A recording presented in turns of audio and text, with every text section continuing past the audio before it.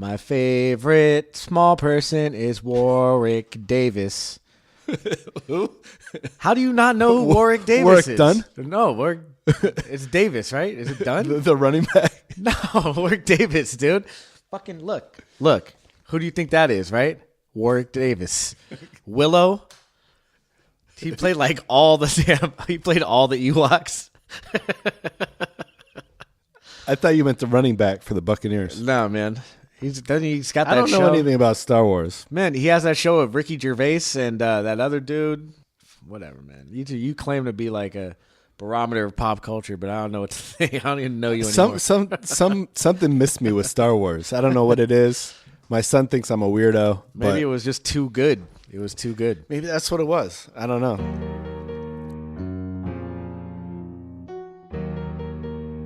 I always tell people that you're more capable than you think you are.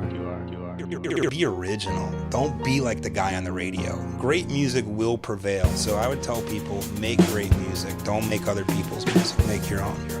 Money don't make me, so I just say, you know what? I just gotta be happy in my life. Build your team. Look around you. Figure out all these parts because you can't do it all yourself. You're gonna burn out and get tired. Never burn any bridges. You never know who someone's gonna be. I must not fear. Fear is the mind killer.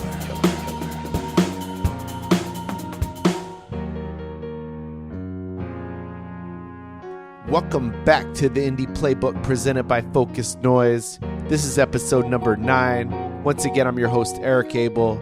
And one of the commonalities you've probably seen so far with many of our guests is they have a diverse skill set. And today's guest, Hanif Wondir, is no different. He's really like family to me, and I have such respect for him as an artist, as a musical artist, as a visual artist, as a DJ.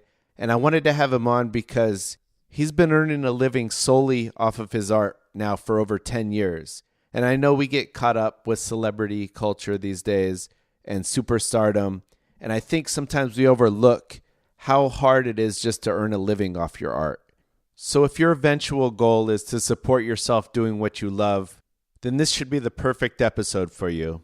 And once again, if you're enjoying what you've heard so far, subscribe on the podcast app. Feel free to leave a comment and check out more on focusednoise.com. I just put up my first vlog up there, and I think it could be really helpful to artists and content creators. So let me know what you think, and if I should be doing more through the video format, feel free to email me at podcast@focusednoise.com. And once again, I hope you enjoy this episode with Hanif Wondir. I'm here with my good friend, Hanif Wondir. And, one of the reasons I really wanted to have you on is because, as you know, this show is really about jack of all trades, people who live the indie lifestyle that have been able to, be cross-disciplinary. And, as a DJ and a graphic designer and visual artist, I think you fit that role quite well. Is there anything I'm leaving out? Word. Nah, man. I've been known to teach some Running Man on stage and stuff, but those days are long behind me. You taught a mean Running Man. Yeah, it's been good. It was a good run. No pun intended. That's the way to start a show. So how do you manage all 3 careers as well as your family life? It's definitely been something that I've tried to sculpt into a usable job for myself throughout the last 10 or so years. And there was a lot of like family not really understanding why I'm still doing what I'm doing, and a lot of self-doubt and a lot of doubt from other people, but also a lot of just kind of knowing that I'd much rather be doing creative things and teaching myself and instead doing a steady learning regimen than like working in an office space when, there's nothing wrong with working in an office space, but working in a place where you don't feel like you're going anywhere. So how long have you been making a living just off your art? Probably about I've been making a living off art for the last 10 years or so.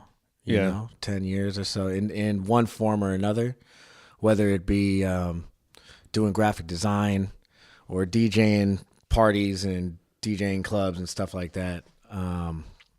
But just trying to utilize whatever enthusiasm and talent that I feel that I have to give, and try to, I guess, monetize that.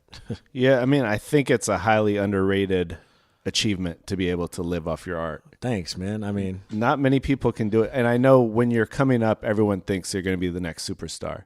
They think that you're going to be that guy who's making millions, but you forget about just what a success story it is just to be able to create a living off your art and support a family. Yeah. And I mean, just be able to pay your mortgage and buy shoes.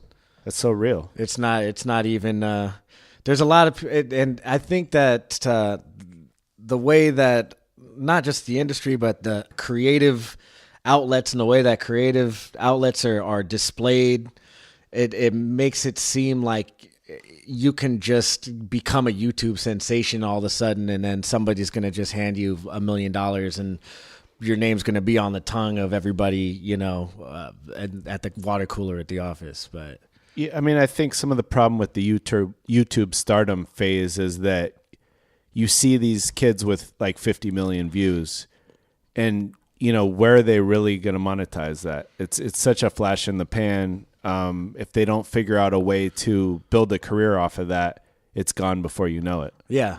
And I mean, that sounds a lot like all of those times when we would go to like CMJ and stuff and have all those record industry people and Facebook and MySpace people that were on those panels.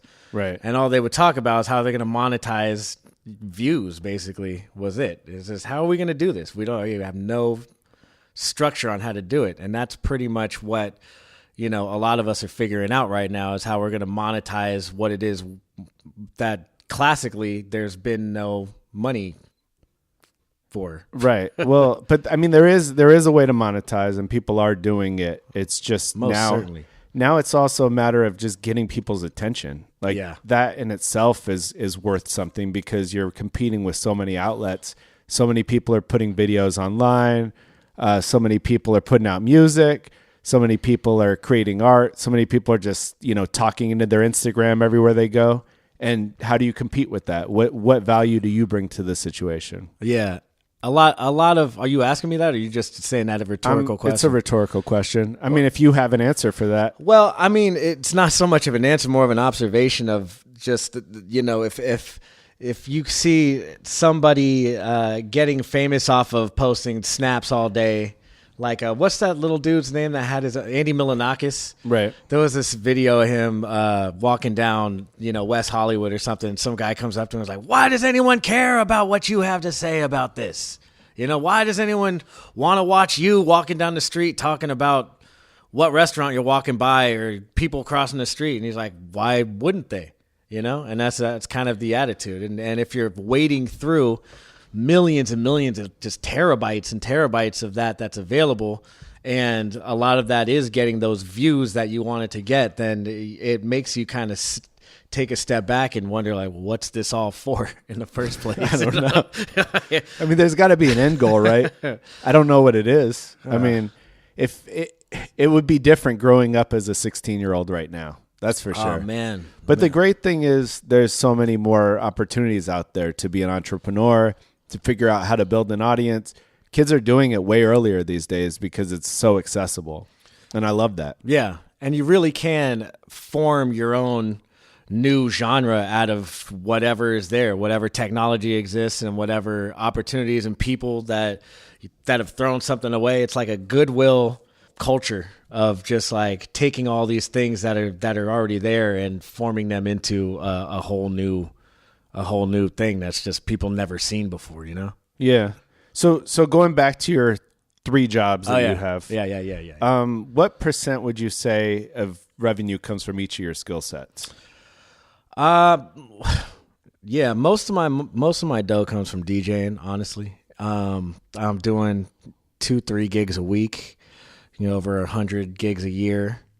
A lot of clubs, special events, getting into doing more like the corporate wedding stuff.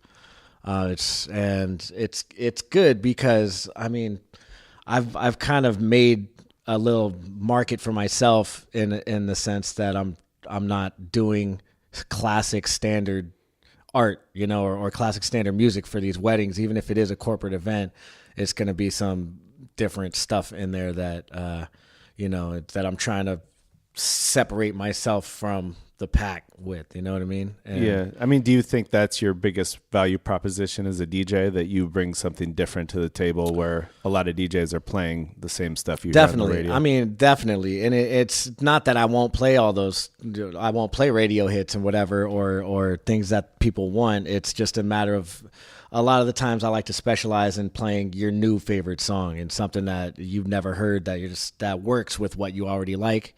And there's so much to filter through. It's hard for people to find good quality music these days, Yeah, it's crazy. It's like a impossible goal, because it's just an ocean, and it's finding that one fish in the ocean that's going to be your pal, and if you have someone else doing that for you that you trust, then that's all the better, and trying to become that person that people can trust it takes time and, integrity and a good view and having faith in your perspective.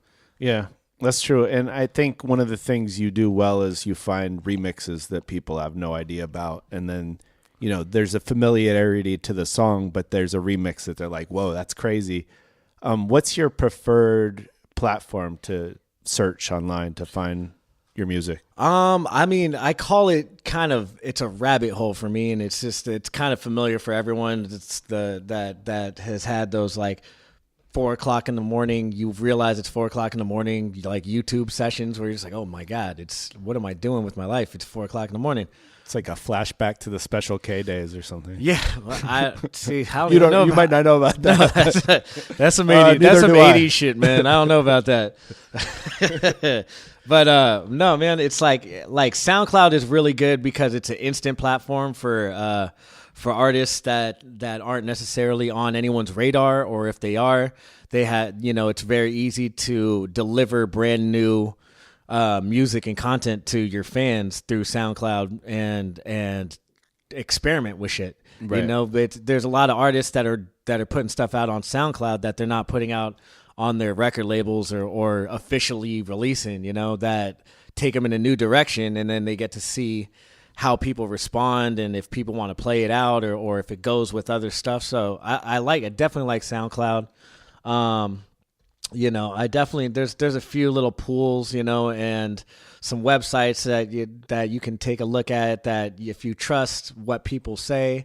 Definitely, I like to go with artists that I trust already and kind of see what they're doing new, and then kind of go down rabbit holes with that, and see what if they're in a a playlist with someone else, and check out that artist and be like, ooh, that's kind of dope, and see what they do, and then see who's playing on that or who produced that, and then see what that producer does. And a lot of times that's how you could find these like jewel in the Nile gems just hidden, Right.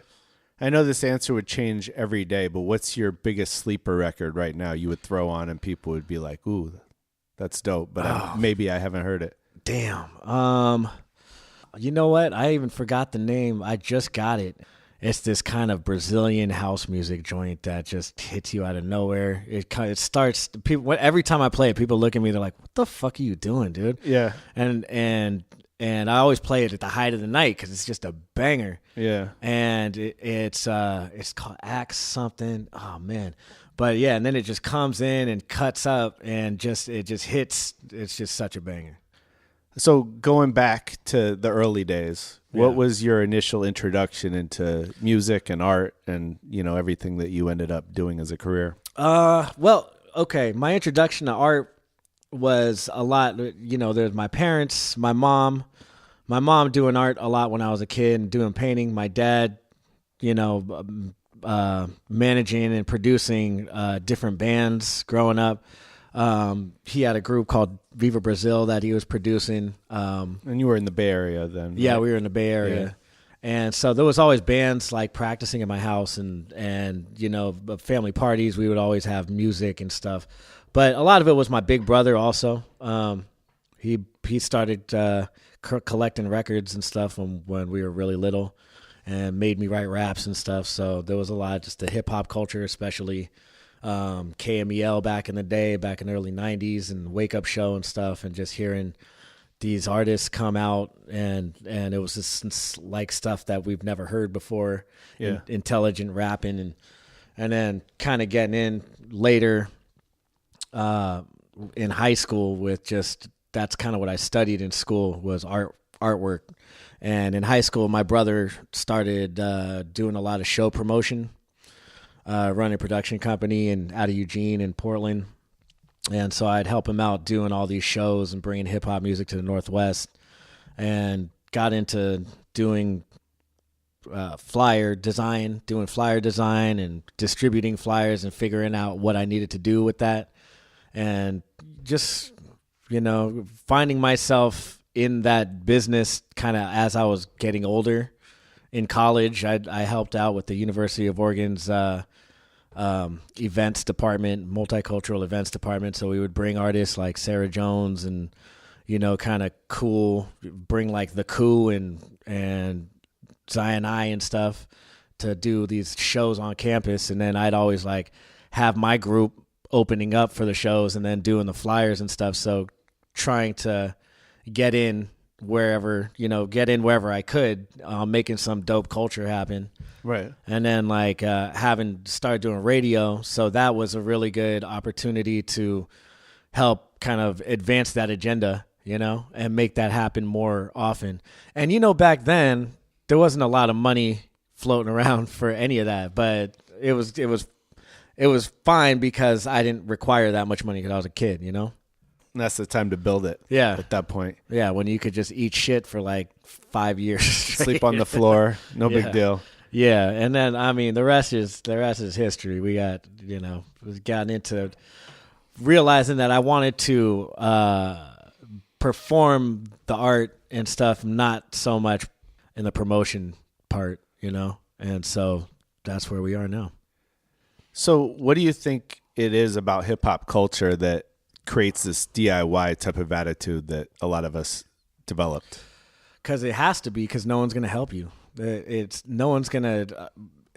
seems like people should, based on your talent and your drive, and sometimes just it seems like the world is against you. So that kind of is what the hip hop culture is built on, is having a voice when the world is against you. And I think it's expected almost in that culture, but it's also the reality of people got shit to do. It's not like there comes a time in every man's life when he got to handle shit on his own.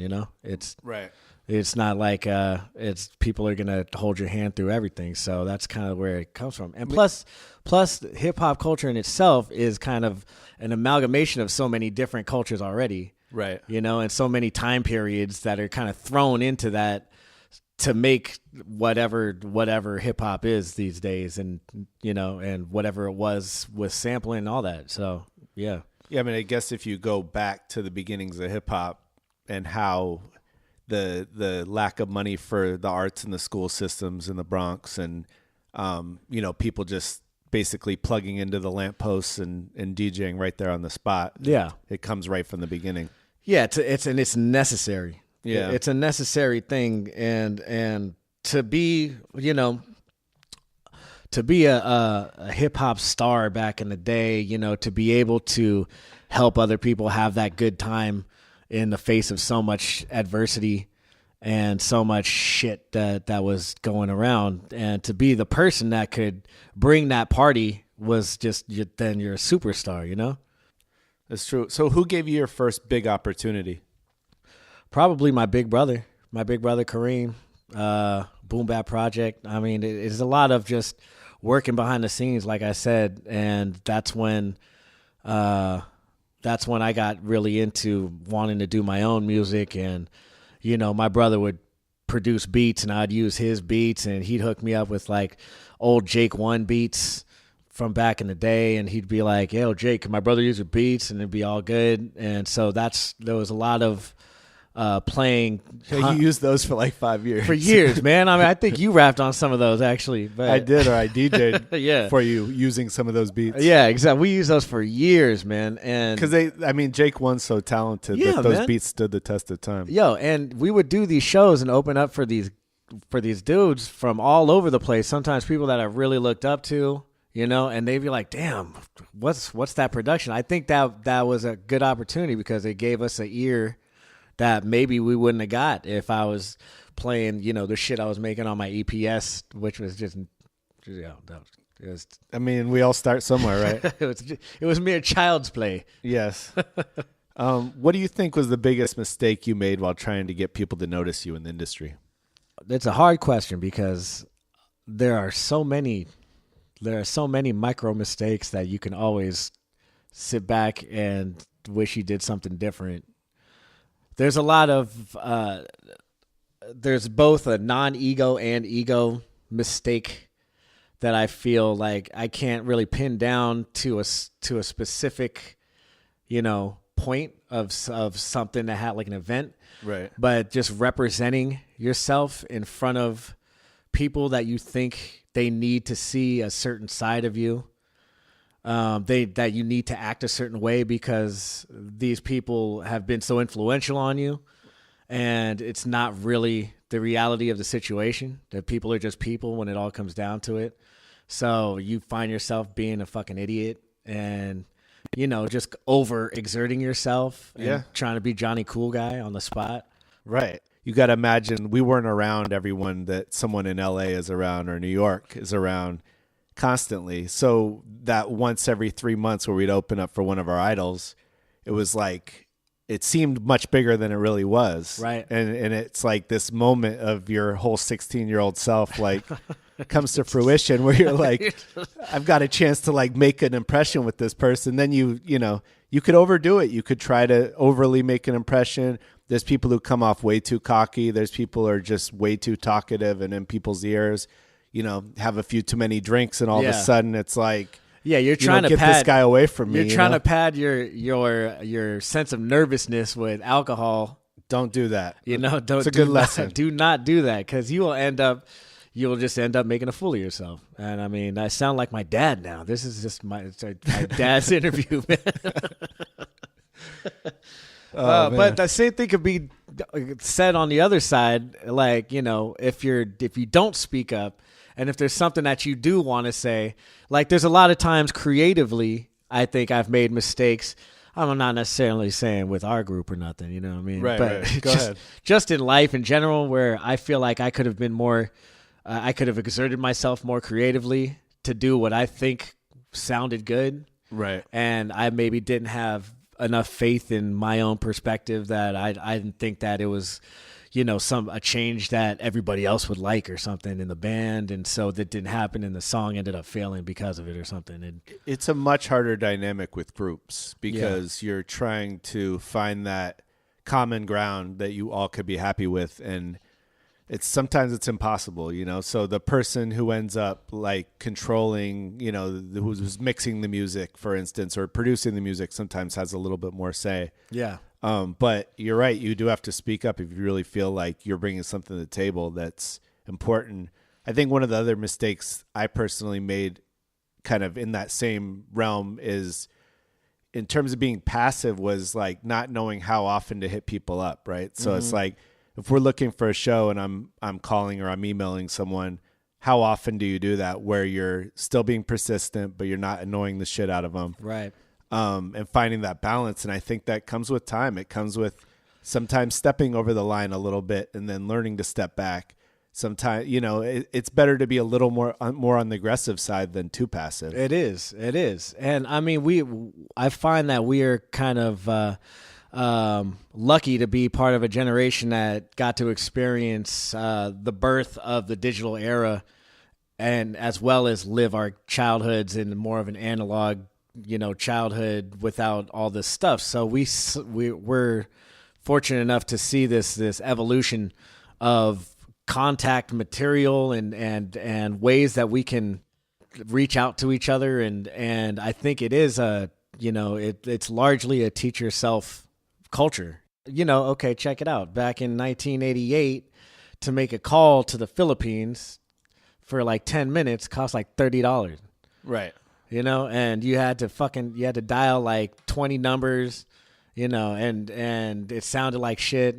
And now I could FaceTime with my cousin on an island, in Morocco Through WhatsApp or something. Right. like instantly. Yeah. So, I mean, do you think that gave us more of an appreciation for what we did? Because, for instance, DJing's another example. We carried crates all over the place, and you sound like an old man when you're like, in my day. Seriously, like, right? But really, like, did we develop more appreciation for what we went through to be able to accomplish what we did versus just kind of, I can just throw on my laptop and record a song and it's right here. I don't have to go anywhere. Yeah, but there's certain levels of work that exist in all generations, and I think every generation has that nostalgia of that they had it harder and that they worked harder and that it took a lot more for them to do it. What I was just saying was this kind of, we are and every generation thinks they're fucking unique, right? Yeah. But I think we are truly in a unique position in history where it literally things have been growing at a super exponential rate as far as just what we're able to do with our computers and our phones. We can produce a whole album or make a whole 4K movie with a phone or something, where and walk around with it. It's just, we could put a million songs in our pocket kind of thing. It's just nuts. Yeah, it's Tell crazy. me, like, high school Eric wouldn't have just with his big ass headphones, and it's like Walkman and shit. I don't know if that was you. I don't know. You might have been. I was that dude. You weren't like wrestling team or nothing. Like, no, I wasn't a wrestling team. Okay, I I played don't know, basketball like 8 hours a day is what I did. Oh, okay. Yeah, but but music came along with that. You had a backpack full of tapes and shit, right? And Always, just yeah. like, okay, and just imagine. But yeah.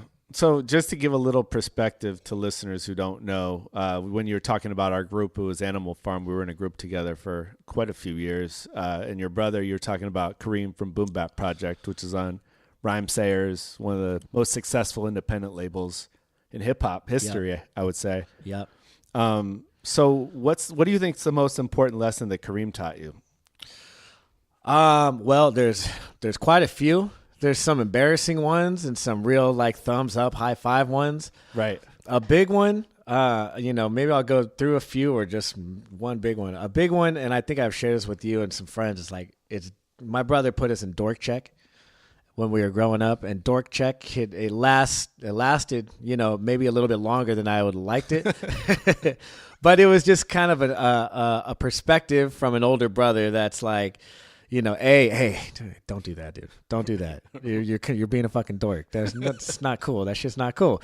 And then you're just like, oh, okay, all right, I'm being like, it's this kind of, and you always know the kids, that never had the opportunity to get dork checked, because it's like a lot of, you kind of go off in the left field on some shit, which could be wonderful creatively, but sometimes it leads to just these like, But socially fucked up attitudes, and so that was a big lesson to recognize, also to recognize kind of opportunities and not squander time, and that one took a long time. When you're a kid, you can squander time all day. Or when you're younger, even in your 20s and stuff, you just think, oh, hey, we should be going on tour because we're so good, and not really realizing the amount of work that it takes to be able to do that. Right. Let alone not just go on tour, but have people in your own local community getting your back and coming to your shows on a regular basis, Yeah, it's not easy. No, and yeah, and seeing the importance of that integrity also is a pretty big lesson with my parents, just seeing how important it is to keep good culture and good art and music on the forefront, and not, take for granted that there is good stuff right in front of you just because there's a whole bunch of other stuff, the quality over quantity. That was a good lesson that your parents taught you growing up in that environment. I don't think everyone gets that. And it's important, it's like you could just listen to what's spoon-fed to you on the radio, but it's really formulaic now, and there's not a lot of soul in it. There's not a lot of time put into it. It's on such a fast clock because people are going to forget it next week. You could be the number one song and you're done next week. Yeah. So, that music that's timeless, that actually feeds your soul, it's such a different feeling when you listen to it. Yeah. And music and art is the same way. It's just it's really important to have patience when you're taking in art and music, because it's a lot of that takes a long time to create. And there's a lot of songs that at first I just didn't get, and then for a good example, like De La Soul, right? De La Soul, growing up to hear, like De La Soul's dead at like 11 years old. I'm like, what the fuck? I know I like this, but I don't know what the fuck they're talking about half the time, Right. Because when he ran a phrase in December, or when he ran a phrase in June, you didn't catch it till December, because it's like they're creating this whole new level of slang and flipping subjects that just didn't exist. So at first it'd be easy to be like, nah, I don't like that shit. Toss, never gonna listen to it again. Which is what you do today. I mean, because there's so much music you're trying to digest. So there's no sitting on an album for a year. There isn't. There's no such thing as because that it'll be absolutely irrelevant in a year. Right. Like it's. I mean, that's a sad truth. Yeah. I mean, the funny thing to me is when I think back about music that came out maybe like in the early to mid 2000s that I thought was the worst shit I'd ever heard in my life, and now I'll hear it on the radio and be like, that song wasn't bad at all. yo, man. It's a good example of that. Juvenile, fucking was like the worst song I swear to God. I like that almost, whole catalog. I almost just like threw that shit out the window. Like that was the worst thing I'd ever heard. And now, like, if I hear it, I'm like, oh, this isn't that bad. The beat's all right. Man, that Cash Money catalog sounds like fucking Beethoven's compared to what's going on. Seriously, man. I'm like, holy shit, this is some really good, deep-ass music, man. Listen to that production. Listen to those thoughtfully placed snares and that, like, thoughtfully placed... and those album covers that they had back then with all the jewels and shit and the shine. Like, that was a whole... that was probably... a troll before trolling existed, you know what I mean? But it caught on like crazy. And yeah. I mean those album covers are iconic at this point. My man, those are coming back like Jinko jeans. Yeah. Yeah. So going back to Kareem a little bit. So he was a little bit, I'd say, tough on you, just knowing you guys as close friends. And did you ever find it hard to live up to his expectations? Shouts to Kareem, by the way, if he does listen to this. Yeah, big bro. Yeah, constantly. But I mean, what little brother doesn't? It took a while and us kind of doing stuff together more for us to realize that we can be friends and peers in this game. Even though he's my man's done so much stuff. He's worked in every aspect of that industry. Right. But to have respect for, when I finally realized he really did have respect for the art and stuff that I was creating, that really like took it over into, okay, I feel okay about, I'm not trying to be like, oh, I hope he thinks it's cool. Right. Forever, because that shit just lock you in a dungeon. Yeah. Yeah, I mean, there comes a point with maturity where you kind of get over worrying about what other people think, but knowing that someone's coming from a good place also changes the narrative in your mind. Yeah, yeah, and I knew my man got my back, so it's all good. Yeah. Also, when we were in a group together, we started out performing pretty much anywhere we could get a show. Looking back, do you think it was important to accept all these opportunities at the beginning of our career? Hell yeah. I mean, yeah, it was, I'm trying to think, was there some stuff that, there were some experiences that were thrown into all those accepting of opportunities that we would never have gotten if we didn't say yes, and I think, we said no quite a bit, and as you should, But there's opportunities that exist that an experience that you can't copy if you don't get that, like throwing a bottle at someone's face that's checking her phone in the front row while you're doing your set, Who were we opening for? Was that Bone Thugs and Harmony? No, or the game? It was the game, I think. The game? It was either the game or Bone. I don't remember. It was one of those there. That two. happened. Yeah, that really happened. And I realized, like, I probably shouldn't do that anymore, like, ever again. Or I don't know. Maybe, is that what I realized? All I know is that experience happened, and it was important, and it was fucking funny. It was spur of the moment for sure. I'm sure you didn't give that much thought. It was just because phones, I mean, that was like, what? That was like mid 2000s, maybe late 2000s. Maybe late. Yeah. Yeah. And I mean, people were like, see someone texting. I was already like kind of hating on texting already, just because I just was like, well, you got to text when you could just call somebody. Yeah, so this was the beginning of when people had their phones out. It wasn't like now where everyone's recording every moment of every show. Yeah. It was like the beginning of smartphones. Right. Which was crazy. So there was this dude in the front texting in the middle of our set, and I took an open water bottle and just threw it at his face. It happened. Yeah, man. What do you think was the strangest show you ever did? I mean, damn. There's been a lot. There's been a lot of weird shit. I know what the strangest show is. I think you might have even talked about it on this very podcast, but it was a show we did at South by Southwest. I don't think I brought that up. You never brought that up? I don't think so. Man. So we did this show at South by Southwest. And, if you want to interject with any details, go ahead. But it was called, what was it called? Hip Hop Howl. Hip Hop Howl. AKA. As soon as we got there, we were like, yo, this isn't Hip Hop Howl. This is Hip Hop Hell. Because, all right, here's the deal. There was like 100 artists booked on this set, on this bill. Like, literally, there was one flyer that had and there was some dope artists up there. There was some people who became something. Like Homeboy Sandman was up on that. A-Rap Music. Yeah, A-Rap Music. You said A-Rap Music.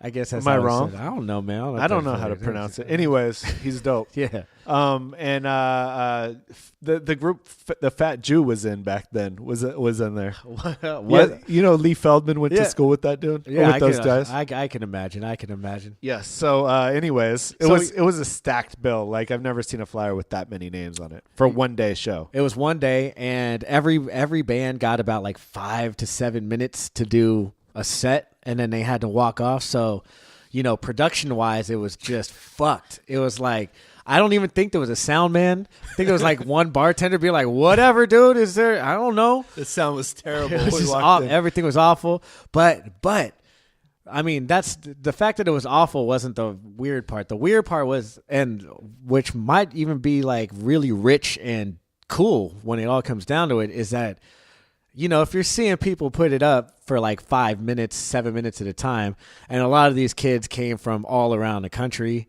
and it's their showcase at South by Southwest, Right. It's like they're big. Once you can put yourself on a flyer that has the word fucking showcase on it, it's South by Southwest. For a lot of people, that's like, that is it. That's success right there, right? And so people were giving it their all.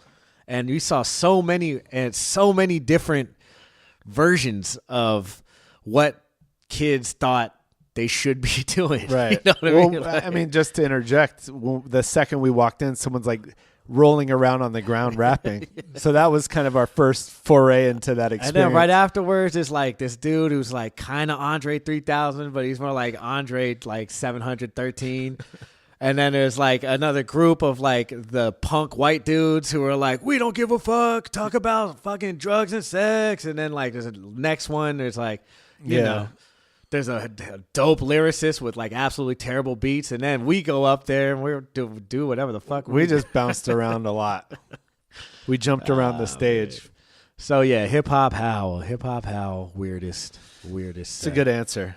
So then after hundreds of shows, at least, you moved down to Monterey Bay, where you've been able to carve out a niche as a DJ, pretty much dominating the scene down here. I'd say you won Best Club DJ by the Monterey County Weekly, 5 out of 6 years? 6 out of 7. 6 out of 7 years. And you're the official DJ for Pebble Beach Food and Wine. which is an incredible festival that you've had me come through a couple times. That's right. That's right. So after moving, what did you do to start networking so quickly in this brand new space? Well, after moving, I didn't know anybody here. I had maybe a couple people that I knew from my wife's job and stuff like that. And I started doing started working some jobs, had some seasonal work that I would do. But as far as like getting my name out here, when I moved down here, I just kind of started cold calling and writing up little resumes and stuff and trying to work like that and going to different, as far as the DJ culture goes, going to, contacting these different DJ companies that existed, seeing what they were all about, if it was something I could get down with and that I liked, and utilizing the few people that I knew here and the few contacts that they had. My wife had worked with the Monterey County Weekly, so there was some friends that I had there that actually were kind of a little more plugged in the scene as far as venues go and stuff. And I put myself out there as just, going to shows, local shows, and seeing who's doing what, and just meeting people and just kind of networking like that, and being a fun guy to hang out with, and just started seeing if anybody making CDs and stuff. One of the things that I would do is if I was going to go to a party and I knew there was going to be somebody who like had a venue or someone that had a group or somebody that worked at a venue or something, I would make little mix CDs or something with shit that was new that I thought was hot. Right. And I was always like the dude that would, go to a party and be like, hey, yo, let me play this. You guys will like it. Come on, let me play this. And most of the time, a lot of time people were like, fuck you, this is my house. Right. You can't play this.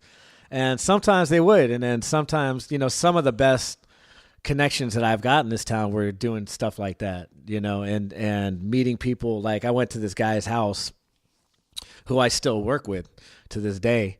And this was maybe 8 years ago.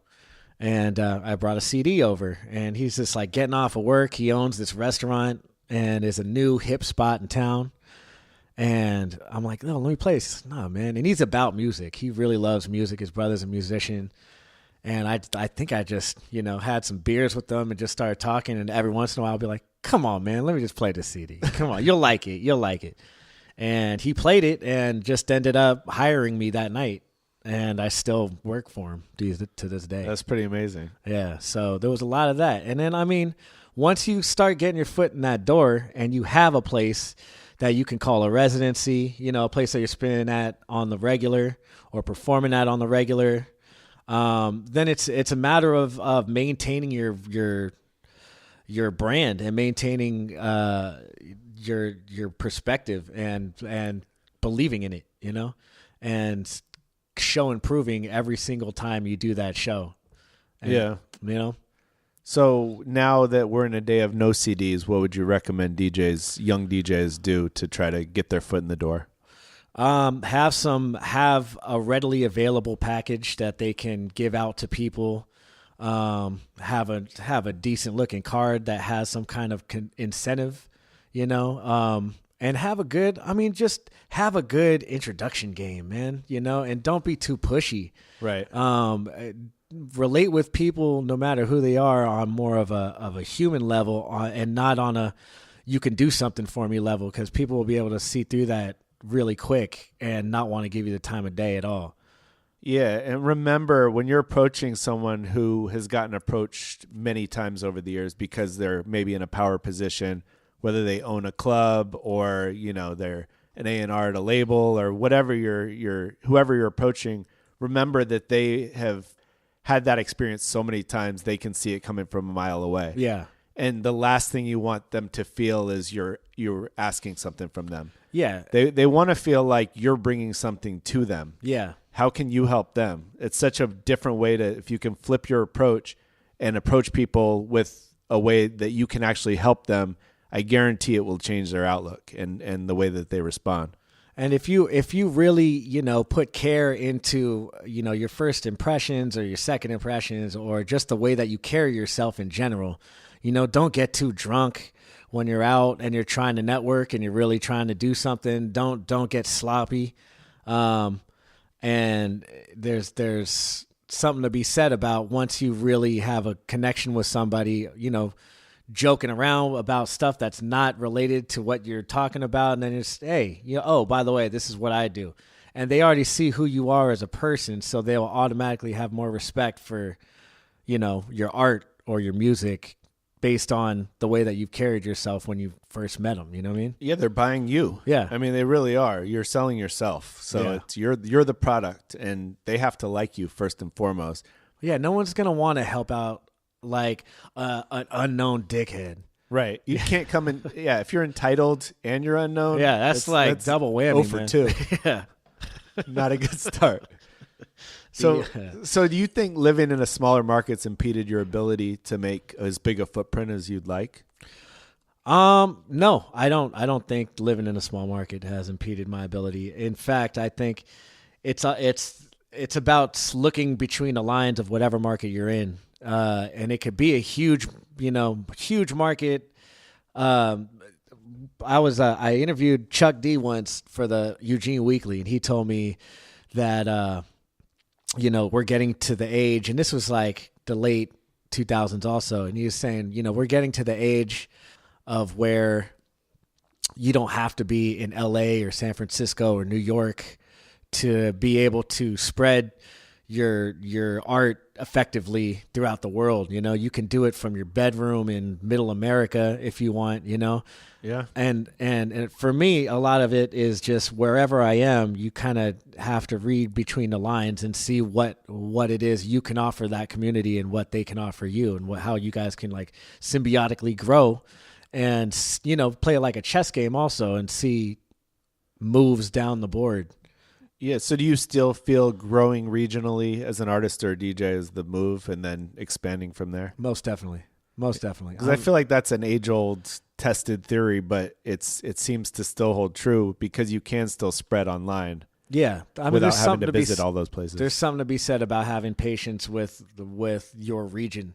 It's like I said earlier, it's so easy to be like, man, I'm so talented and so cool, I should go on tour. Because I got 200 likes on this post, and Right. It's kind of absurd, but that's kind of it's like an instant mentality, and to have patience with your community and give them more so that they become kind of diehards for you before anyone out of your community even knows about you. Then when you get checked for down the line, they'll like be like, oh man, he's got these folks. Or she's got these folks just loving their shit. Like, they must be doing something right. Yeah, well, I mean, for you could have a fan here that spreads the word to someone in San Francisco, and then that person spreads it to someone in LA, and, it's organic instead of really trying to force it. Yeah, and with technology being such that it is, that's highly available, and that's, word of mouth is an extremely effective way of expanding your horizons if your mouth and what you're giving people is right. Yeah, there's an article online that I think I maybe mentioned on this podcast before that I've heard of a lot, and I read it. It's called 1,000 True Fans. Have you heard of that one? No. Or read it? By Kevin Kelly is his name. And it's really just about saying, like, if you can develop 1,000 true fans and get them to spend like $100 a year on you, there's your 100,000. Yeah. You don't need 1 million fans. You just need those true fans that are going to support everything you do, and you need to constantly be feeding them. Yeah, and feeding them. I think that's what's available now with what we were talking about before with Snapchat and all that stuff. You're giving people a look into your experience and giving people little pieces of art. I don't know if you ever follow like Lyrics Born's Instagram. He posts funny shit all the time, of him like sitting on a plane next to someone asleep, and he's just like, it's just like little 15-second funny clips, but he's engaging and he responds to people, That's important these days. Yeah, and it's also important, it's also accessible. Right. Yeah. Yeah, that was a change that I think took people a little while to get over. Like before it was like you wanted to kind of cloak yourself in this mystery. Yeah. Like you don't want to be too close to the fans, like where they feel like, oh, you're just like friends, because then they won't look at you like I'm going to buy everything that person does. Yeah. But now it's like they want to feel like they're right there with you through the whole experience. Yeah. I mean, it's not that saying that you should subscribe to all of that sharing of your life or anything. Yeah. I mean, you don't have to share your whole life, but I feel like if you really want people to relate to you and you want them to you want to help them through maybe hard times that they're going through. Yeah. If you've had similar experiences and that can help them through, then, why not? Yeah. As long as you're not such a secretive person that you just don't want to share that stuff. Yeah, and if you're not like completely like faking the funk for everything that you're doing, then why the fuck not, right? Right. That's how I feel. So then, of course, I've had you pretty much work on all my tour posters over the past few years. You've designed all of that stuff. Yeah. And a bunch of others. What's your biggest piece of advice when creating an artistic piece of marketing material? Well, it pay attention to what your client is asking of you. What if it's marketing material? Who is your client, and what are they asking? What do they want? I'll do like an ad for a TV show or something that carries a little bit of weight to it, a little bit of different vibe to it than say doing a logo for a rock and roll artist or doing a flyer for a hip hop artist. So really pay attention. Expand your horizons, see what other people are doing, but keep your own unique view and your own unique perspective on things. And don't be scared to like try new shit. I don't even remember what the fucking question was. That was a good answer though. What's the most creative thing you've seen an artist do to brand himself or his or herself? That could mean visual or music artist. The most interesting thing? The most creative, just something that really stood out to you. Like there's something to be said about, I mean, I don't know where my level of respect for this is, but I think it's really fucking interesting is the way that like people that are very successful at working these like long thought out years long trolls of like culture, like how people are just, it's like it's like a magician's trick, like The Prestige, and they're living this whole like Eric Andre kind of thing, like how his whole thing is that he's this big weirdo and his show is like is this big weird thing, you know what I mean? And I think that shit is it's pretty hilarious when done right. Right. And pretty god awful when attempted and not done right. Well, there's been Borat and there's been Tom Green and Tom Green, that's chest hair sandwich and shit, right? Yeah, but I think that shit. I mean, it could be. I mean, it goes back to it's like a magician's trick, and it's tricking people to think something, without giving them anything to. Why would you think otherwise? And there's some artists out there that I mean, I'm convinced that that's what they're doing, and I see like legions of fans. Whether it be, I don't know, man, whether it be music or art or whatever, just legions of people being like, either they like inherently get it or like that's the demographic of people that they're trolling to. You know what I mean? Right. Do they get like, if it is kind of a trick or they're just messing with people, do their fans actually get it? Right. I mean, what's up with the motherfucking bass god, son?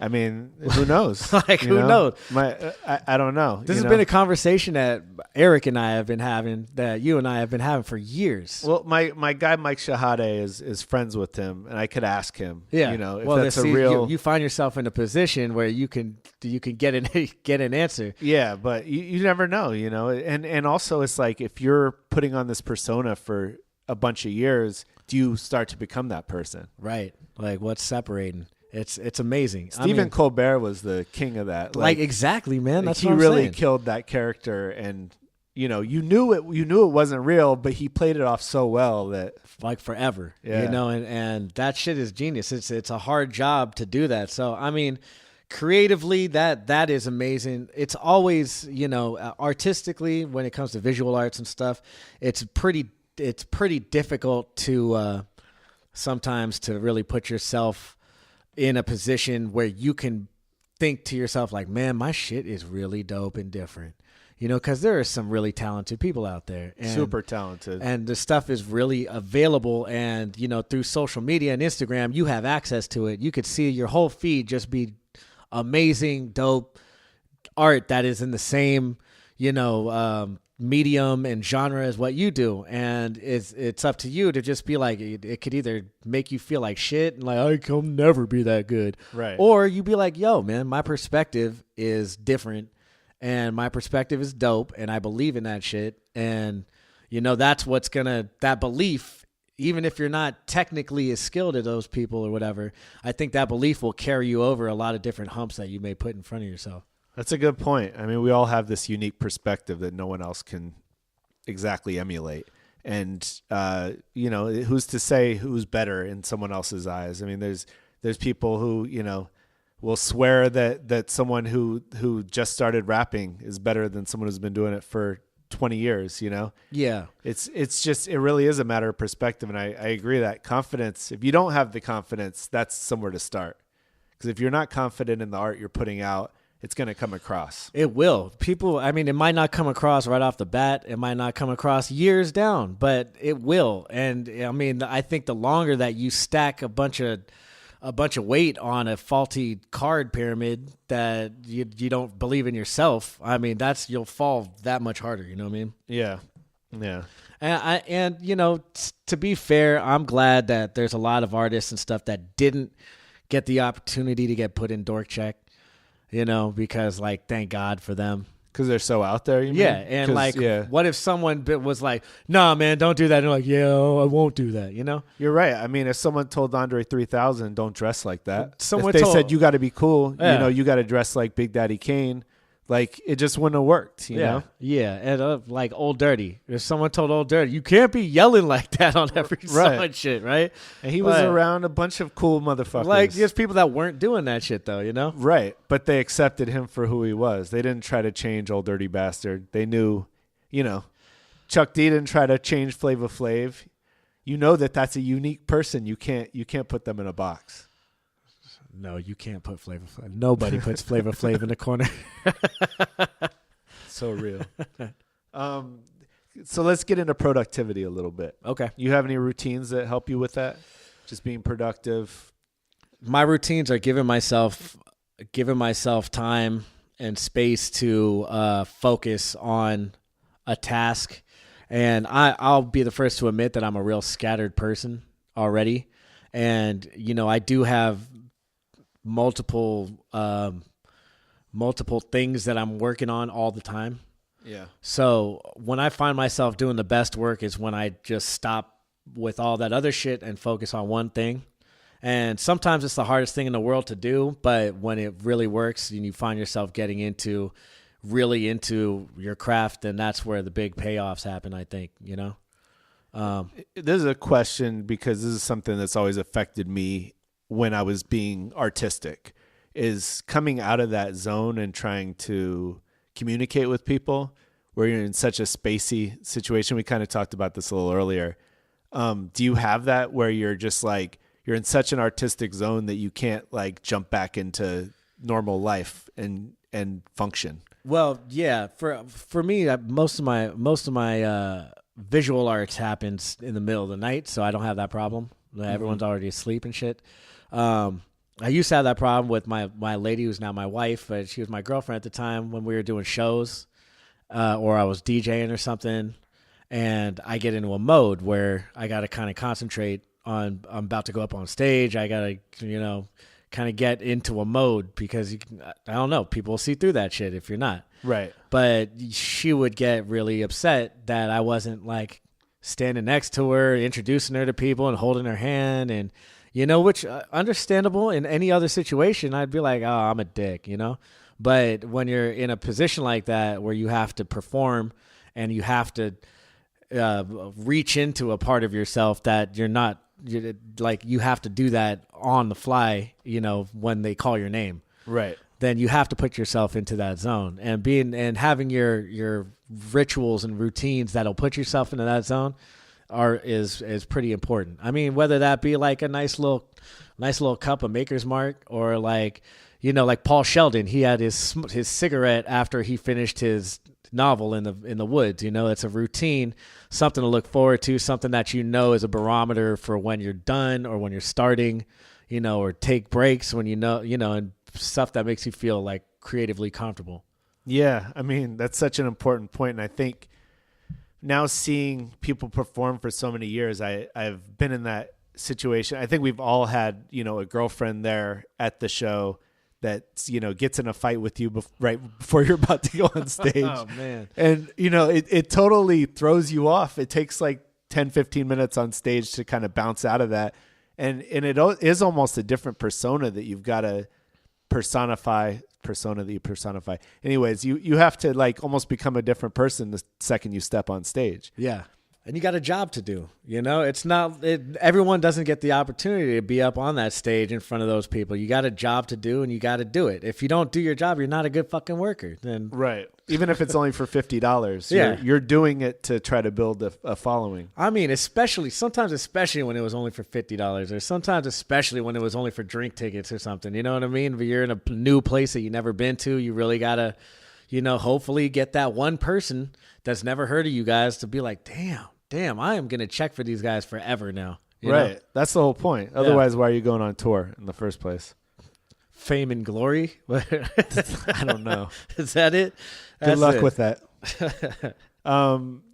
You have any other spiritual routines? You meditate or anything like that? I don't. You don't? Okay. No. I mean, it's not that I'm against meditation. It's I got kids and they like climb on me and all that shit. But I do like to, run and swim and stuff like that. That's kind of stuff that lets me clear my mind, which is very, very important in my line of work, I think, and to not get fizzled out and not try to stay up and drink all that caffeine all the time and try to make the most out of every moment, because you'll start seeing your art like suffer and being spread thin and not being, it's much better to do one or two things really, really well than try to do 10 things like mediocre. Yeah, that's very true. Yeah. I suffered for that for many years, trying to do everything. Yeah. Do you have any tools that you use to stay organized or motivated? Anything like that? I got a black book.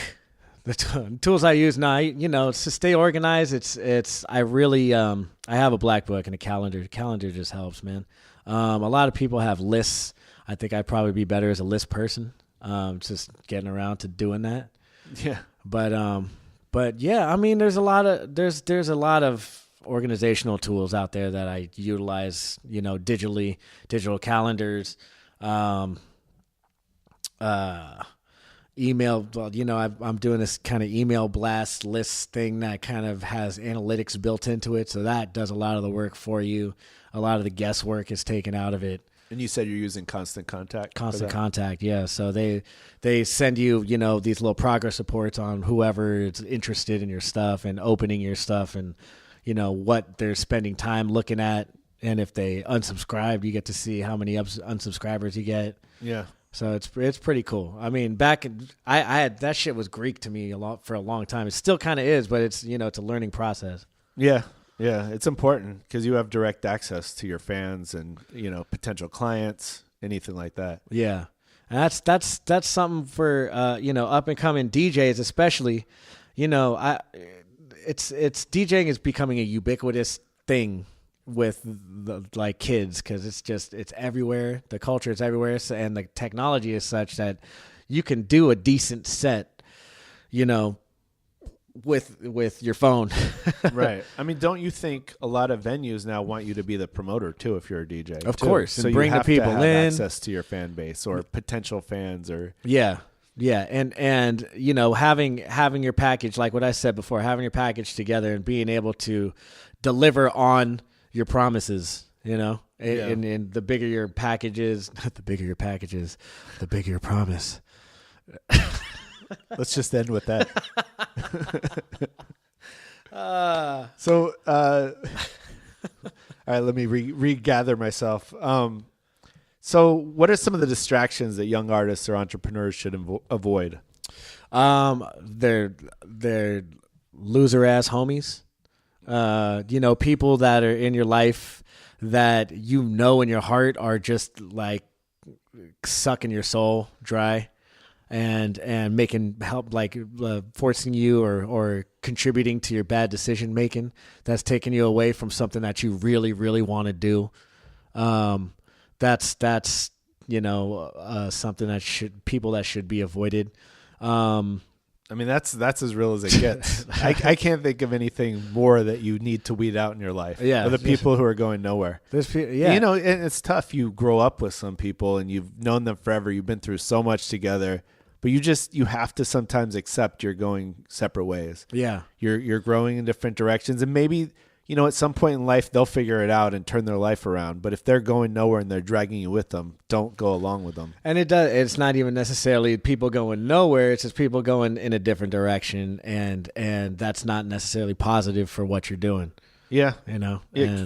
Can you go back to a time where you had a rock bottom moment as an artist, and you know you felt like giving up, and what you did to pick yourself up? I think a lot. One of my rock bottoms, because Lord knows there's been many. Definitely a low point was when I first moved to Monterey and first moved back to California, and kind of figured that my career in DJing and performing music was close to being over. You know, when I was moving away from my band, moving away from a radio show that I had, moving away from, you know, solid design clients that I was working with and stuff, and just being in a scene where I knew everybody and saw comfort in a scene. And what brought me out of that was just kind of practicing and working and making a new scene and having confidence in myself that I can, you know, I didn't have to feel like content with being content. You know, I didn't have to feel like I needed to be comfortable all the time, because I know that I do the best work that I do when I'm pressured, you know. And so appreciating that, I think, has helped me get over a lot of my own mental hurdles that was keeping me from producing good work, you know. Yeah. It's just like feeling like, because it's easy, you know, in small towns especially, it's easy to get comfortable. Yeah. You know, if you guys are the coolest, and you know, you go out to all the bars and everyone's giving you high fives and shit, and you know, you're laughing with your friends, and you're just it's really comfortable. It's really comfortable. You know, all the you know, half of the football team in college, you know, you give them high fives and shit, and there's just high fives that just make you feel comfortable and shit. You know what I mean? Yeah. So do you have any kind of shortcuts or tricks that help you stay motivated and keep growing instead of just getting set in your ways? Yeah, just constantly be, for me, one of my tricks is just constantly absorbing more and absorbing new culture, and going down those rabbit holes and taking the time to do that, giving the time to yourself to experience other things other than your perspective, because you never know when something's going to jump out of nowhere and be like, oh, damn, that could be done like that. And just like epiphany moments are they can happen any minute, you know? Yeah. Yeah, there was a book that when I was really like at my lowest in life that I read called Mindset by Carol Dweck, who's a Stanford professor. And it was all about how you have like, there's two types of people. There's a set mindset and there's a growth mindset. And I realized when I was reading that, I'm like, I've had a set mindset for like the last few years, and it just snapped me out of it. Like, I can still grow. Like I can still learn and get better. And, Yeah. You know, and I think since that day, I've been like on the path of a growth mindset. Like I'm going to keep growing, and you know, my career is not over. My growth isn't over. I think that's important. Like it's so easy to get complacent. We all have friends who are just like, this is my life. I'm going to do this for the next 50 years. And, Yeah. You know, there's a certain freedom that you get when you really realize that you can keep being a student, and that you could keep on learning no matter if you're taking classes or not, you know, that you can find things that will excite you, that you can use in your own life, whether it be for money or just for your own personal happiness, that, and it's really exciting. You're like, oh, damn, then the world truly becomes your oyster. You know what I mean? Yeah, I think growth is a huge part of happiness to me. If you're not growing and improving, it's hard to be happy. And that concludes the motivational section of this interview. Yeah, so let's get on to the encore section, which is just the quick questions. Okay. You good with that? Yeah, man. All right. What's the worst part of your job that no one in their right mind would want to do? White girls with phones in your face. Perfect. What's the one tool or piece of equipment you use for work you couldn't live without? I couldn't live without. And going back to white girls with phones. You mean like when they're requesting something? You wanted me to explain that one. I mean, are they? Yeah, they're requesting songs. It's like, so either they write it down or they're trying to play it for you in a loud ass club. Motherfucking phone in your face. Yeah. That's exactly what it's like. Hey, you got. Sometimes they don't even have the decency to like talk. They just look. They give you this look, like this like bug eyed look. Hold up their phone like you're expected to be like, oh yeah, oh yes, I will. I shall acquiesce to your request immediately. Yeah, let me slow down this disco track to throw on this trap song just to make you happy. Hold up, you have got it. Yeah, you are gonna get discovered tonight. Yeah. Have you ever listened to one of those requests and just had it clear the dance floor, and then you can just look at them like, see what you did? There's sometimes at weddings when it's like cousin Sarah. She'd be like, she's my cousin. I was one of the my maids of honor. And you're like, yeah, she really wants this. Yeah, okay. And yeah, that's exactly what you do. You play that shit and then you point to her. or before you play it, you lower the first song and you be like, hey, yo, Sarah's got that joint she wants to play. And then you play it. Then you just I've done that too. Yeah. I've called people out like that. Because that way it gets the pressure off of you and, helps Sarah realize what a piece of shit she's being. No, it doesn't. No, it doesn't. She's had like 15 martinis by then. She's going to go about her life. Yeah. She's going to be fine. She's going to be just fine. Yeah, she's good. What was that? The tool? The tool you couldn't live without. I mean, the tool I couldn't live without is, obviously like your mixer. No mixer. Can't really live without What's your mixer of choice right now? I mean, I really enjoy playing on the S9, the Pioneer S9.